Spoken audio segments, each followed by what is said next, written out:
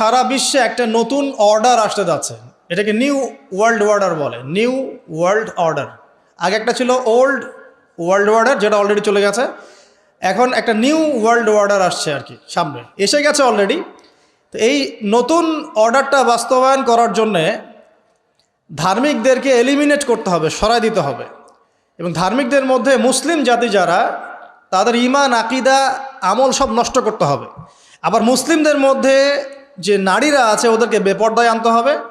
আর মুসলিম যুবকদেরকে এমন কোনো প্রলোভনে ব্যস্ত রাখতে হবে যাতে করে ওরা ওদের জীবনের উদ্দেশ্যটা ভুলে যায়।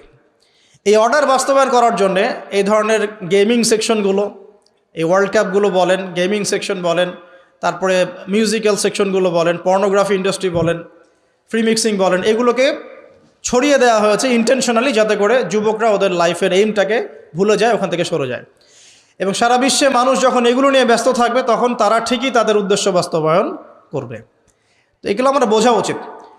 আর আমরা যেটা ফলো করছি, মসজিদে নামাজ পড়ি, আবার অর্থনৈতিক জীবনে সুদ খাই। মসজিদে আমরা তাসবিহ তাহলিল করি, বাইরে গিয়ে ঘুষ নেই। আমরা মাশাআল্লাহ রমজান মাসে রোজা রাখি, দান সদকাও করি, কিন্তু জাকাত দেই না। আমরা হজ উমরা করি বছর বছর, কিন্তু আল্লাহর জমিনে আল্লাহর আইন প্রতিষ্ঠা করি না। তো এগুলোকে আসলে ইসলাম বলে না, এগুলোকে আমরা বলি প্রোটেস্ট্যান্ট ভার্সন অফ ইসলাম, মানে ইসলামের প্রোটেস্ট্যান্ট ভার্সন। প্রোটেস্ট্যান্ট ভার্সন কি, এটা জানতে হলে আপনাদেরকে ফরাসি বিপ্লবের আগের ইতিহাস পড়তে হবে। এর আগে একটা সময় ছিল যখন ধর্ম অন্ধভাবে ফলো করতো খ্রিস্টানরা, যারা খ্রিস্টান নাসারা যারা, ওরা অন্ধভাবে ধর্ম ফলো করতো। ধর্মের বাইরে কোনো মুক্ত চিন্তার অধিকার সেখানে ছিল না। ঠিক আছে, যদি কেউ মুক্ত চিন্তার কথা বলতো তাহলে ওদেরকে মৃত্যুদণ্ড দেওয়া হতো।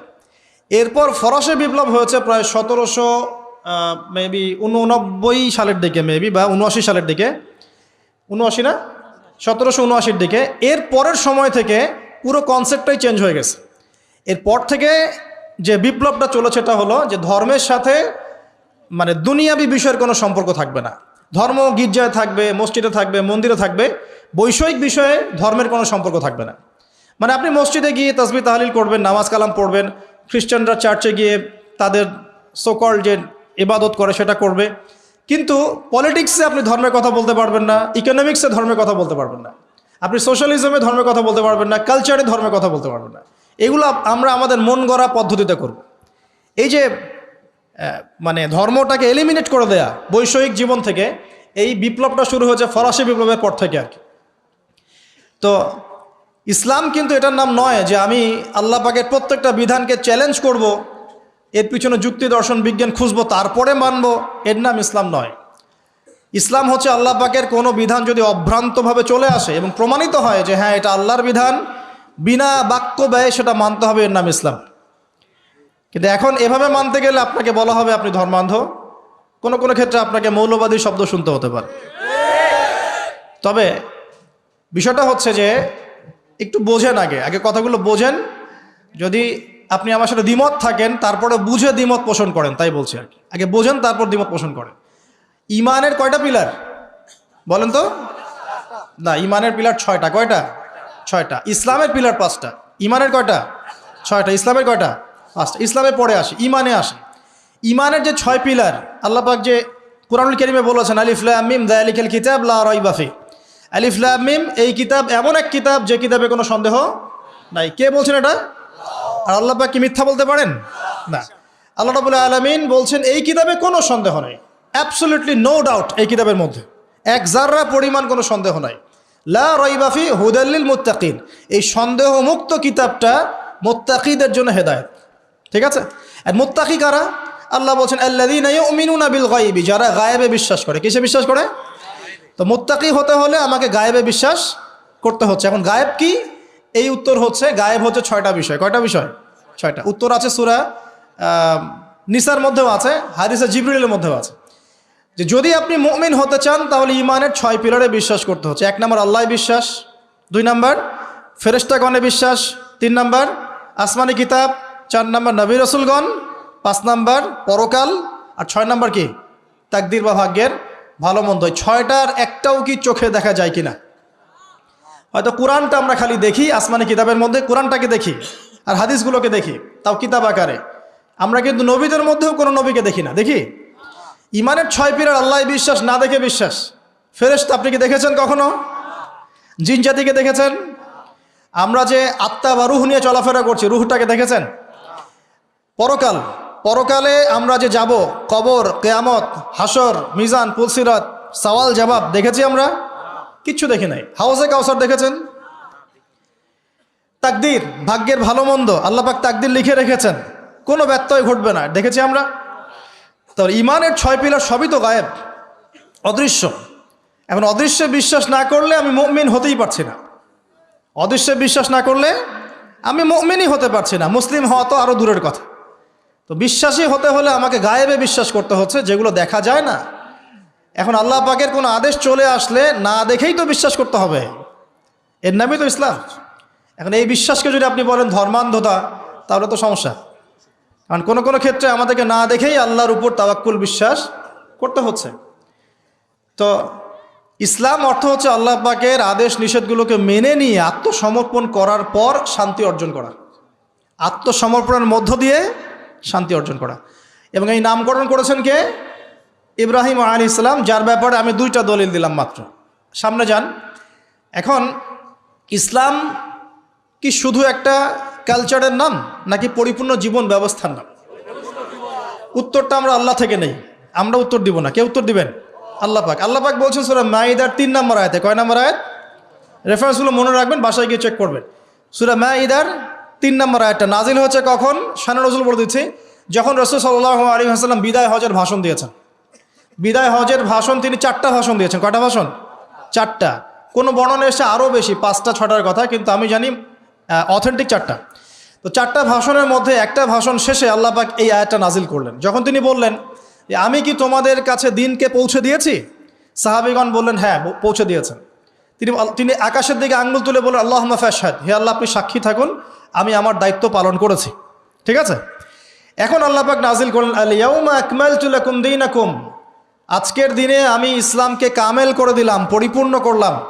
ওয়া আতমামতু আলাইকুম নি'মাতি, তোমাদের উপর আমার নিয়ামতকে পূর্ণতা দিলাম। ওয়া রাদিতু লাকুমুল ইসলাম দীনান, তোমাদের উপরে দিন ইসলামকে মনোনীত করে আমি আল্লাহ সন্তুষ্ট হয়ে গেলাম। তাহলে ইসলামকে আল্লাহ পাক কি বললেন?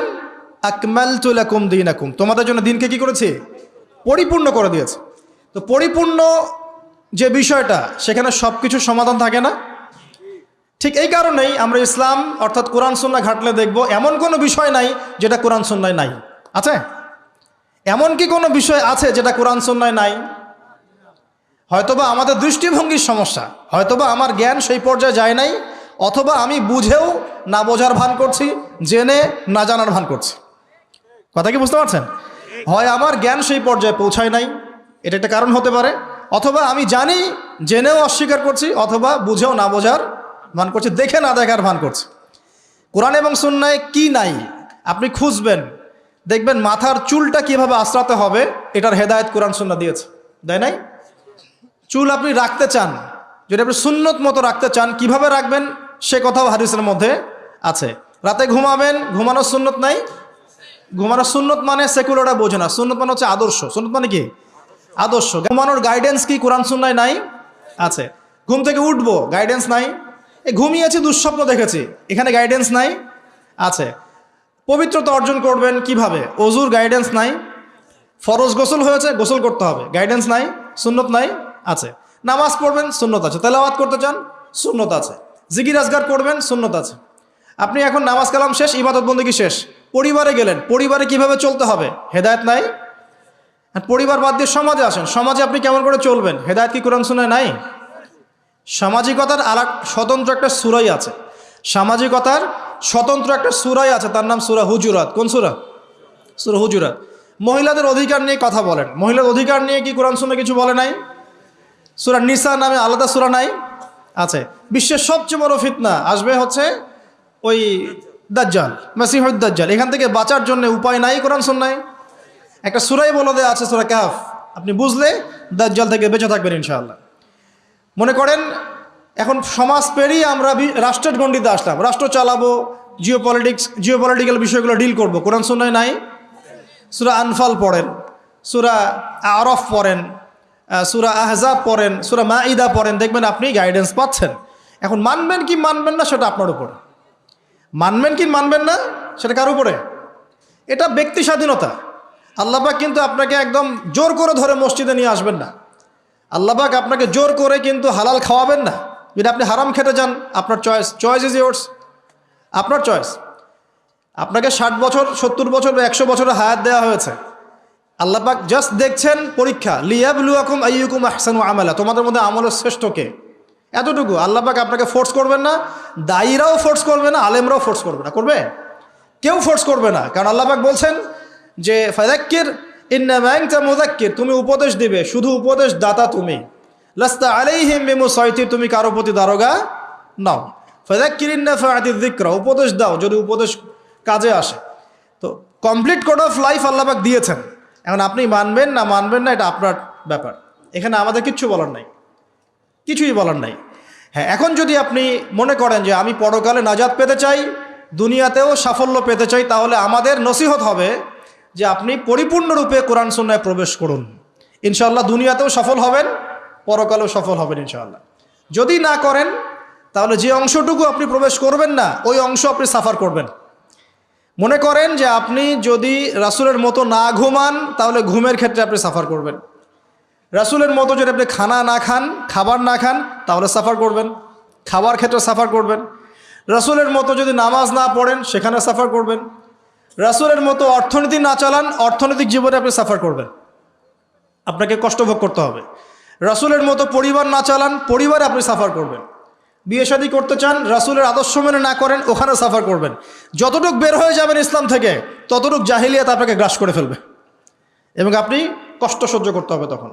আর যদি পরিপূর্ণ ইসলাম থেকে দূরে থাকেন, তাহলে পরকালটা পুরাই বরবাদ এবং দুনিয়া তো বরবাদ হবেই। আল্লাহ পাক এভাবে একটা কোড অফ লাইফ দিয়েছেন। তাহলে আমরা শিখলাম যে ইসলাম একটা দিন, মানে কোড অফ লাইফ, জীবন ব্যবস্থা, যেখানে জীবনের প্রত্যেকটা বিষয়ের সমাধান আছে। মানা না মানার এখতিয়ার কার? নিজের, আপনার, কেউ ফোর্স করবে না। তারপর কি, এটা ছাড়া কি অন্য কোনো দিন চলবে কি না? ইসলাম ছাড়া অন্য কোনো ইজম, অন্য কোনো মতবাদ, তরিকা বা অন্য কোনো জীবন দর্শন চলবে কি না? এটা একটা বড় প্রশ্ন। উত্তর কি? উত্তর আমরা কোথা থেকে নিব? কোরআন থেকে। আল্লাহ কি বলছেন চলুন দেখি। আল্লাহ পাক বলছেন সূরা আলী ইমরানের 85 নম্বর আয়াত। কত নম্বর আয়াত? আলী ইমরান 85। আল্লাহ পাক বলছেন ওয়া মান ইয়াবতাগি গায়রাল ইসলামি দীনান ফালা ইউকবালা মিন, কেউ যদি ইসলাম ছাড়া অন্য কোনো দর্শন, অন্য কোনো দিন, অন্য কোনো জীবন ব্যবস্থা, অন্য কোনো কোড অফ লাইফ ফলো করে, ফালা ইউকবালা মিন, কোশ্চিন কালেও কবুল করা হবে না। ফালা ইউকবালা, এখানে আরবি গ্রামার অনেক স্ট্রং, মানে এখানে বলা হচ্ছে কোনোভাবেই কবুল করা হবে না। এমন না যে হ্যাঁ সুযোগ আছে, মানে অল্প একটু হবে, অল্প একটু হবে না, চান্স আছে, এমন না। ফালা ইউকবালা, কোশ্চিন কালেও কবুল করা হবে না। তাহলে ইসলাম ছাড়া অন্য কোনো দর্শন মানলে চলবে? এটা কার কথা? এখন আল্লাহ পাক কিন্তু আপনাকে ফোর্স করবেন না, আল্লাহ আপনাকে জানিয়ে দিচ্ছেন, ডিসিশন আপনার, দুনিয়া এবং আখিরাত আপনার, যার যার দিন তার তার, যার যার কবর তার তার। আল্লাহ পাক দেখছেন লিয়াবলুয়াকুম আইয়ুকুম আহসানু আমালা, কে আমল উত্তম, কে সর্বশ্রেষ্ঠ। তবে আল্লাহ পাক যখন ধরবেন ভাই, কঠিন ধরা ধরবে ইনশাআল্লাহ তাআলা। আল্লাহ রাব্বুল আলামিন যখন ধরবেন, ছাড় দিতে দিতে দিতে দিতে যখন ধরবেন, এমনভাবে ধরবেন যে একদম ছিন্ন ভিন্ন করে রেখে দেবেন। এটা আল্লাহর সুন্নাত। আল্লাহ রাব্বুল আলামিন সবসময় কঠিনভাবে ধরেন না, কিন্তু ছাড় দেন, ছাড় দেন, ছাড় দেন, ছাড় দেন, লম্বা করেন, সময়টা লম্বা করেন, যাতে করে তার বিরুদ্ধে আল্লাহর প্রমাণ শক্ত হয়। তারপর যখন ধরবেন, এমন ধরা ধরবেন একদম ছিন্ন ভিন্ন করে রেখে দেবেন ইনশাআল্লাহ। এটা আল্লাহ পাকের সুন্নাত। দুনিয়াতে ধরলে তাও ভালো, যে পরকালটা হয়তো বেঁচে যাওয়ার সম্ভাবনা আছে। আর দুনিয়াতে না ধরে যদি পরকালে ধরেন, তাহলে কোনো অবস্থা খারাপ, কোনো সুযোগ নেই, কারণ তখন তো আমল করার কোনো চান্স নাই। ইসলাম শিখলাম, এখন প্রশ্ন হচ্ছে ইসলাম কি নতুন কোনো দিন কিনা? উত্তর কি হবে? ইসলাম কি নতুন রিলিজন? আমরা যে বলি ওল্ড টেস্টামেন্ট, নিউ টেস্টামেন্ট, আমরা যে কথাগুলো বলি, ইসলাম কি ওল্ড না নিউ না কি? আসলে কি? ইসলাম হচ্ছে চিরপ্রাচীন। ইসলাম কি? চিরপ্রাচীন, চির নতুন এবং চির আধুনিক। তিনটা কথা মনে থাকবে। ইসলাম কি? চিরপ্রাচীন, চির নতুন এবং কি? চির আধুনিক। তিনটা কথা মনে রাখবেন। দেখেন প্রাচীন কেমন করে। আদম আলাইহিস সালাম পৃথিবীর ইতিহাসে প্রথম মানব, তাই নয় কি? মুসলিম ছিলেন না? আমি একটু গুটাই নিচ্ছি, মুসলিম ছিলেন তো? আচ্ছা, নূহ আলাইহিস সালাম মুসলিম ছিলেন। তারপর ইব্রাহিম আলাইহিস সালাম দেখালাম, তারপরে মূসা আলাইহিস সালাম, দাউদ, সুলাইমান, ইসহাক, ইয়াকুব, ইউসুফ, ইউনুস, সমস্ত আম্বিয়া কেরাম, ঈসা ইবনে মারিয়াম এবং মুহাম্মদ সাল্লাল্লাহু আলাইহি ওয়াসাল্লাম সবাই কি মুসলিম ছিলেন কি ছিলেন না? প্রত্যেক নবী কি মুসলিম ছিলেন কি ছিলেন না? তাহলে আমরা বুঝতে পারলাম যে সভ্যতার শুরু থেকে নিয়ে শেষ পর্যন্ত প্রত্যেক নবী ছিলেন মুসলিম, এবং সভ্যতাগুলো শুরু হয়েছে নবীদের হাতে। কাদের হাতে? নবীদের হাতে। এখানে একটা মারপ্যাচ বলে দেই। এখনকার এডুকেশন সিস্টেম আমাদেরকে শিখায়, আমরাও শিখেছি, এবং এগুলো না শিখে আমরা সার্টিফিকেট অর্জন করতে পারতাম না। সেটা হচ্ছে যে সভ্যতা শুরু হয়েছে গ্রিকদের দ্বারা। কাদের দ্বারা? এই গ্রিকদের দ্বারা। এই গ্রিকদের সময়টাকে বলা হয় ওল্ড ওয়ার্ল্ড অর্ডার, প্রাচীন ওয়ার্ল্ড অর্ডার। ওই সময় থেকে একটা প্রাচীন ওয়ান ওয়ার্ল্ড অর্ডার চলেছিল আর কি। তারপরে এই ফরাসি বিপ্লবের পরের সময়টা এসেছে, কিন্তু ওইটা শেখানো হয় প্রত্যেক সমাজবিজ্ঞান বইগুলো দেখবেন, মনে হয় যেন এই পৃথিবীর নবী হচ্ছে গ্রিক দার্শনিক অ্যারিস্টটল। ভাবখান এমন না? প্রত্যেকটা ক্ষেত্রে অ্যারিস্টটল কি বলেছে, আর থেলিস কি বলেছে, আর ওই কি হ্যাঁ বলেন, সক্রেটিস না লেনিন স্টালিন পরের কথা, ওনারা পরের মানুষ, আমি গ্রিকদের কথা বলছি। সক্রেটিস, প্লেটো, অ্যারিস্টটল, এই ব্যাস। মানে ভাবখানা এমন যে সভ্যতা এবং ইতিহাসের নবী হচ্ছে তারাই, সব কিছু ওদের কাছ থেকে নেওয়া লাগবে। খালি বইগুলো পড়েন, দেখেন কি লেখা আছে। কিন্তু আমি কনক্লুশন দিচ্ছি as a student of philosophy, আমি নিজেও পড়েছি। তো ফিলোসফির এই বইগুলো কোনো একটা বিষয়ের চূড়ান্ত সমাধান দিতে পারে নাই। যে কোনো বিষয়, ঈশ্বর নিয়ে কথাবার্তা বলেছে, দীর্ঘদিন কথা বলেছে, কোনো কনক্লুশন আসতে পারে নাই। খালি বলেছে হ্যাঁ একজন পরম সত্তা বলে একজন আছে, ব্যাস, দ্যাটস অল। তিনি কে, তার বিধান কি, তার আম্বিয়া কেরাম কারা, তার ইয়াগুলো কেমন হবে, বিধানগুলো কেমন হবে, হ্যাঁ তার আসমা সিফত কেমন, তার তাওহীদ কি, কোনো কিছুই ব্যাখ্যা করতে পারে নাই। খালি বলেছে একজন ঈশ্বর আছে, পরম সত্তা। আত্মা নিয়ে তর্ক করেছে, তর্কের পর তর্ক হয়েছে, কিন্তু কোনো কনক্লুশন আসে নাই। এভাবেই তো এখানে খেয়াল রাখতে হবে যে এখানে একটা মারপ্যাচ আছে। আমাদেরকে কোরআন এবং সুন্নাহর মূলনীতি থেকে সরিয়ে দেওয়ার জন্য এই একটা জ্ঞানতাত্ত্বিক দর্শন চালু করা হয়েছে। সমাজ মনে হয় টিকে আছে ওদের দ্বারাই, বিষয়টা এমন নয়, বরং তারা এসেছে অনেক পরে। সর্বপ্রথম সভ্যতা শুরু হয়েছিল নবী আদম আলাইহিসসালামকে দিয়ে, তারপরে নূহ আলাইহিসসালামকে দিয়ে, তারপরে ইব্রাহিম আলাইহিসসালাম, মাঝখানে আরও নবী চলে গেছেন, আদ এবং সামুদ জাতি চলে গেছে, শুআয়ব আলাইহিস সালামের কওম চলে গেছে, মূসা আলাইহিস সালাম ফেরাউনের কওম চলে গেছে। কোরআনের পাতায় পাতায় মূসা আর ফেরাউন। যদি খালি মাথার মধ্যে নেন যে ফেরাউনের সময় যে পিরামিডগুলো কিভাবে তৈরি হলো, আপনার মাথা ঘুরে যাবে। এখনও এটা মিস্টেরিয়াস, মানুষ বের করতে পারছে না কিভাবে তৈরি হলো। আমরা তো বলি এখন গণিতের যুগ, খুব এগিয়ে যাওয়ার যুগ। এত সহজ ছিল না এই পিরামিডের গাণিতিক ক্যালকুলেশন মেলানো। গত লেকচারে বলেছিলাম যে বিশ্বের সবচেয়ে বড় বড় সেক্টরগুলো, যেমন অ্যালগোরিদম, যেটা ছাড়া আপনি এই বিশ্বের কোনো ডিজিটাল বিষয় করতে পারতেন না, এটা আসছে মুসলিমদের হাত থেকে।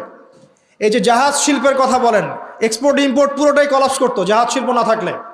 এটা এসেছে নূহ আলাইহিস সালামের হাত দিয়ে। বিশ্বের ইতিহাসে এর আগে কোনো নৌযান তৈরি করা হয় নাই, হয়েছে? হয় নাই।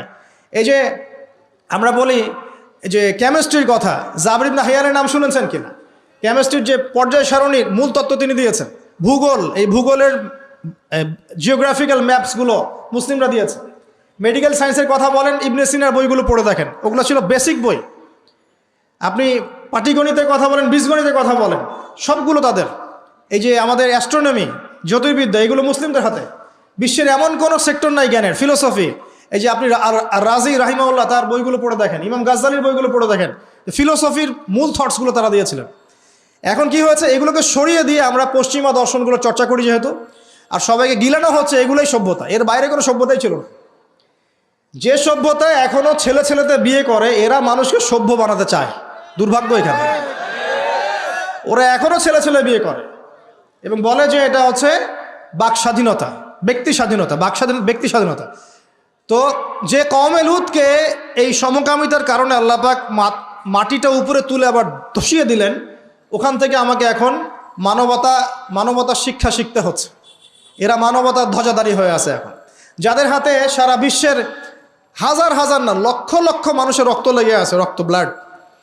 এবং এই ব্লাডগুলো ইনোসেন্ট মানুষের ব্লাড, নিষ্পাপ মানুষের ব্লাড, নিষ্পাপ শিশুদের ব্লাড লেগে আছে।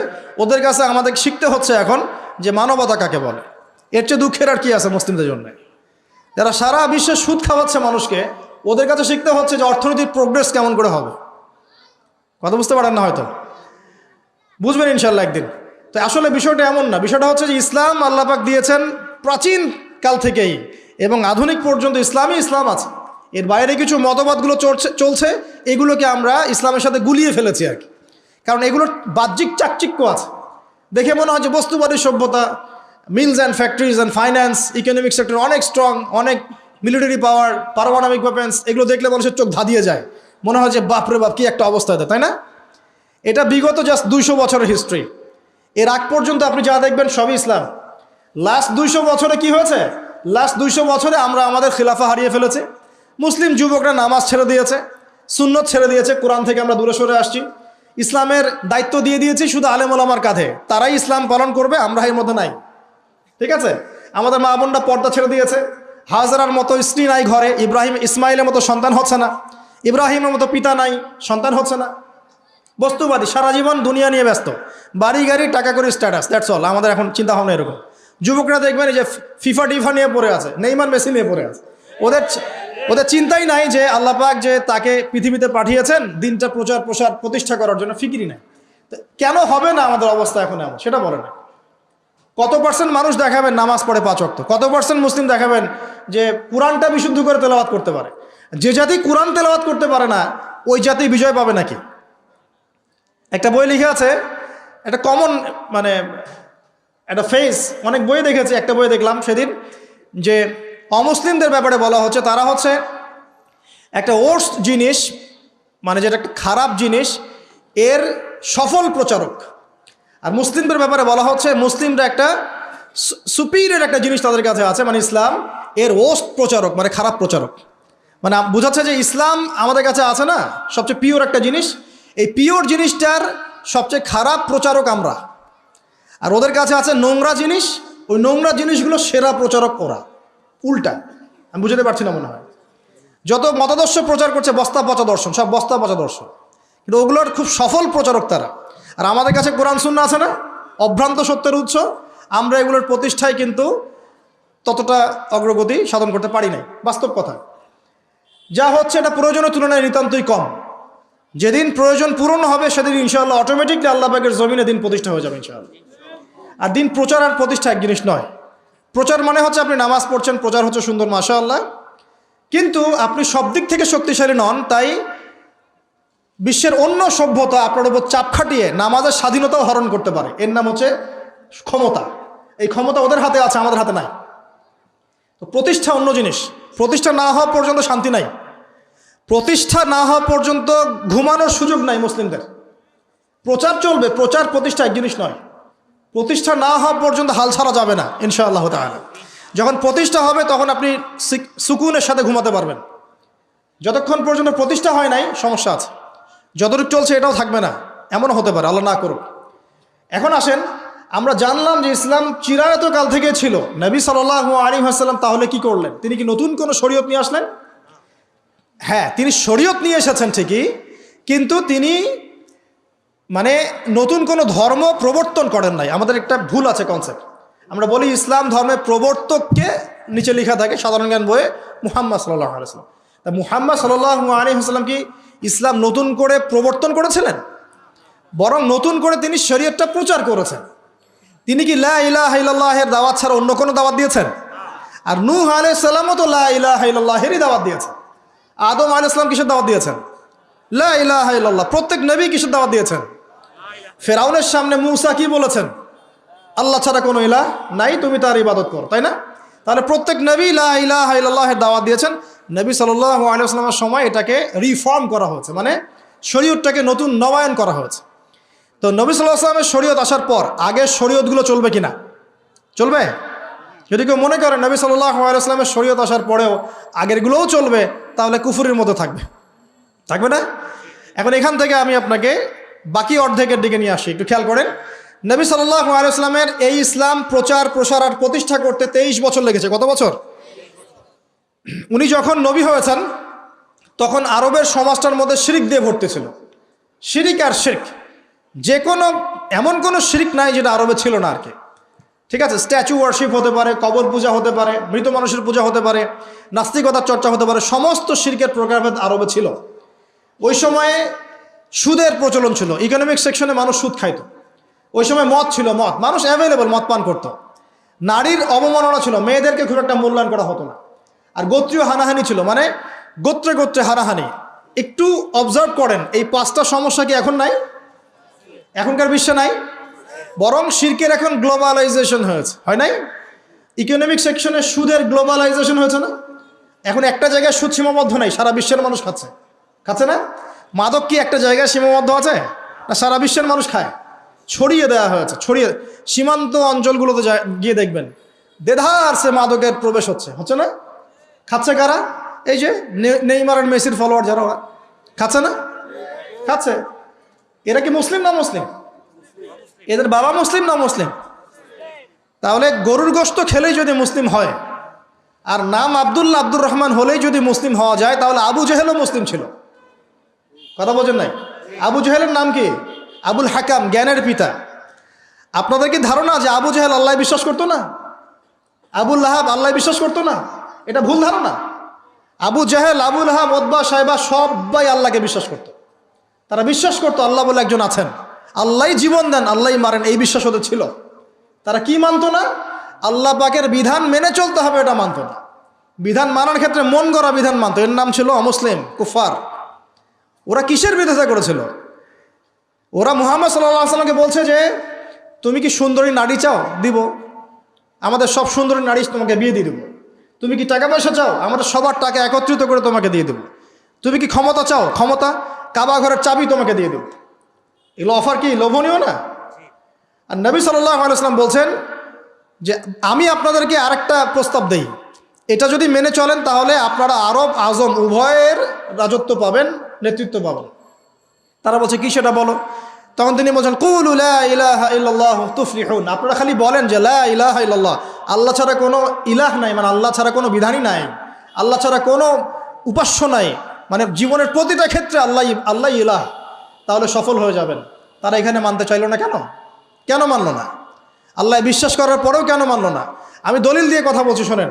আবু জাহেল যখন বদরের যুদ্ধ করতে যাচ্ছে, বদরের যুদ্ধ করতে কার বিরুদ্ধে গিয়েছে? মুহাম্মদ সাল্লাল্লাহু আলাইহি ওয়াসাল্লামের বিরুদ্ধে না। বদরের যুদ্ধ করার আগে আবু জাহেল গিয়েছে কাবা ঘরে। কোথায়? কাবা ঘরে। কাবা ঘরে গিয়ে বলেছিল, দোয়া করেছিল, আল্লাহুম্মা, হে আল্লাহ, ইন কুনতা তা'লাম, আপনি যদি জানেন, আন্না মুহাম্মাদান আলাল হক, মুহাম্মদ সত্যের উপরে আছে, ফানসুরহু, তাহলে তাকেই সাহায্য করেন। ওয়া ইন কুনতা তা'লাম, আর আপনি যদি জানেন যে নাহনু আলাল হক, নাহনু কুরাইশ আলাল হক, আমরা কুরাইশ হকের উপর আছি, ফানসুরনা, আমাদেরকে সাহায্য করেন। তাহলে আবু জাহেল আল্লাহ বিশ্বাস করে না? আবু সুফিয়ান আল্লাহ বিশ্বাস করতো না? তখন করতো। তাহলে এই যে আমাদের একটা কনসেপ্ট, ভুল কনসেপ্ট। তারা আল্লাহকে বিশ্বাস করত, করার পরেও এই যে 5টা বড় বড় জাহিলিয়াত, এই জাহিলিয়াতে ছিল, যে জাহিলিয়াতে এখন পুরো বিশ্বের মানুষই আছে।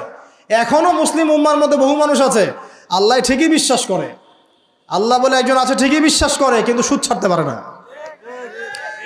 ঘুষ খাওয়া বন্ধ করতে পারে না, দুর্নীতি ছাড়তে পারে না। বহু মানুষ আছে দেখবেন যে বলে যে আমরা তো মুসলিম, তোমরা কি একাই মুসলিম? আমরাও তো মুসলিম।